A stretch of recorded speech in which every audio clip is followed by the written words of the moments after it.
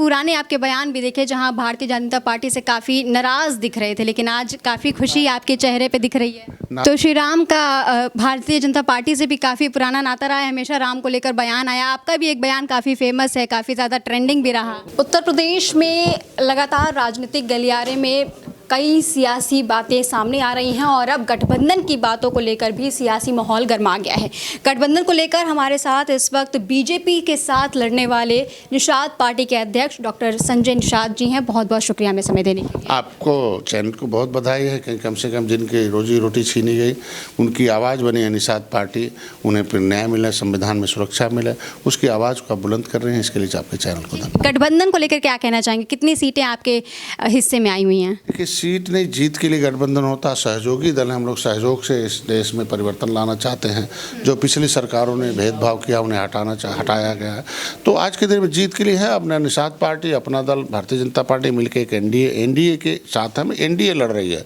उसमें निश्चित रूप से हमारे कार्यकर्ता जहाँ तैयारी किए हैं उन्हें वो सीटें मिल गई हैं, वो तैयारी करें। और समय समय पर ये रणनीति का विषय है कि कहाँ हम लड़ेंगे, कहाँ वो लड़ेंगे। जैसे जैसे सीट वो निकलेगा सूची, उसी में वो निषाद पार्टी का भी, अपना दल का भी अलग से निकलता है। आपका एक बयान सुन रही थी तो कहीं 60 सीटों की बात भी आई थी, लेकिन अभी तो खैर आंकड़ा बहुत पीछे चल रहा है। नहीं, मैंने उनसे कहा था कि मैंने 160 सीटें निषाद बाहुल हैं और वहाँ हमारे पास प्रभावशाली है, हम जिताने की मात्रा रखते हैं।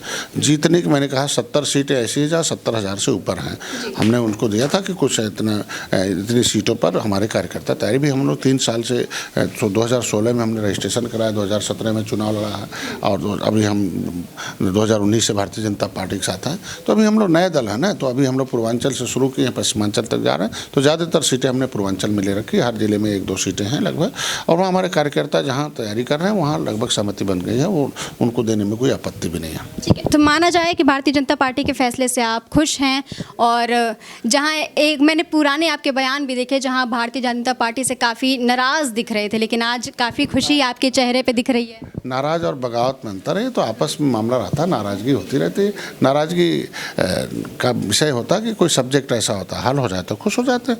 जिस विषय को लेकर नाराज़ थे वो विषय हल हो गया है। तो क्या आरक्षण पर भी कुछ काम होगा? सार्थक पहल हुआ। यहाँ से आरजीआई को लेटर गया, आरजीआई ने स्वीकार किया कि केवट मल्ला माझी मझवार की पर्यायवाची जातियाँ, इनके साथ अन्याय हुआ, इनका नाम पिछड़ी में डालना बहुत धोखेबाजी हुई है और उसके लिए आगे है समय। 70 साल से उलझा हुआ, सुलझाने में टाइम लगता है। 1961 की गिनती हमारी 70 लाख थी, मैं 3000 कर दिया। जहाँ इतना उलझा हुआ मामला उसे सुलझाने में थोड़ा समय लगता। तो मान लिया जाए कि 2022 के चुनाव के बाद ये जो आरक्षण वाला मुद्दा हमेशा से गरमाता रहा है, ये देखिए वह गरमाता रहा। पिछली सरकारों ने संविधान से हटकर बेईमान वाला करती थी, जिसे कोर्ट से स्टे मिल जाए। हम लोग सही दिशा में चल रहे हैं। ये अब हमें रुकाऊ नहीं टिकाऊ मिलना चाहिए। जो हमारा संविधान में लिखा हुआ मझवार वो मिलना चाहिए। उस पर काम चल रहा है और समय लगता है। 70 साल से मैंने कहा ना, 70 साल से उलझा, उसको सुलझाने में टाइम सुलझ गया। अब सही दिशा में चल रहा। भारतीय जनता पार्टी के अलावा कोई नहीं देगा। आरक्षण के मुद्दे पर सपा ने गोली चलवाई, जेल भिजवाई है, तांडव मचाई है, कितनी महिलाओं को नंगा पिटाई की है। हमारे लोग 37 लोग जेल भेजा था, 302 का फर्जी मुकदमा।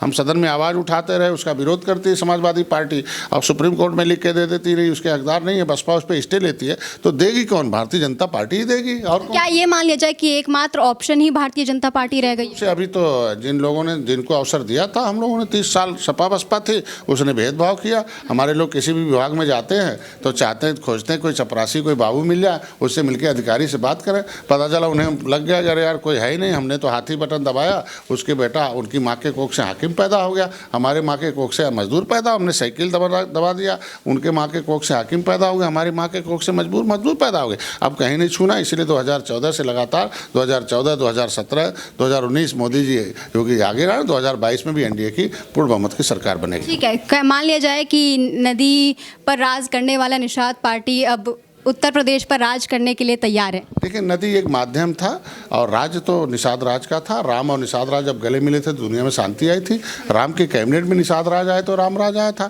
निषाद राज ने राम को सेना दी थी, श्रीलंका पर विजय प्राप्त किया था। अब इस सेना के सेनापति डॉक्टर संजय हैं और तभी से देखो कांग्रेस का बटन छूना बंद कर दिया, कांग्रेस खत्म। सपा बसपा का बटन छूना बंद कर दिया, खत्म। आज भारतीय जनता पार्टी के साथ है। ऐतिहासिक जीत 2019 से हो रही। देखो, सपा बसपा का बड़ा गठबंधन था 2019 में, तो 2017 2017 में कांग्रेस और सपा का गठबंधन था, लेकिन 2017 जब से मैं आया हूँ गठबंधन खत्म है। जहाँ मोदी के साथ डॉक्टर संजय खड़े हैं वो ऐतिहासिक जीत हो रही है।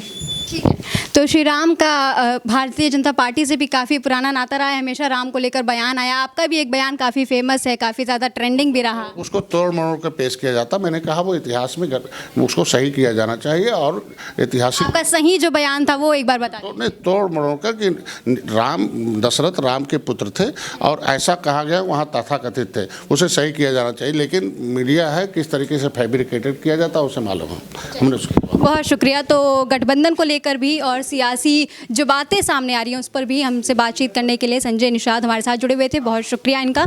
और इस वक्त उत्तर प्रदेश चुनाव को लेकर जिस तरीके की अपडेट आ रही हैं वो हम आप तक पहुंचाने की कोशिश कर रहे हैं। इस वीडियो पर आपकी क्या राय है हमें कमेंट सेक्शन में ज़रूर बताएं।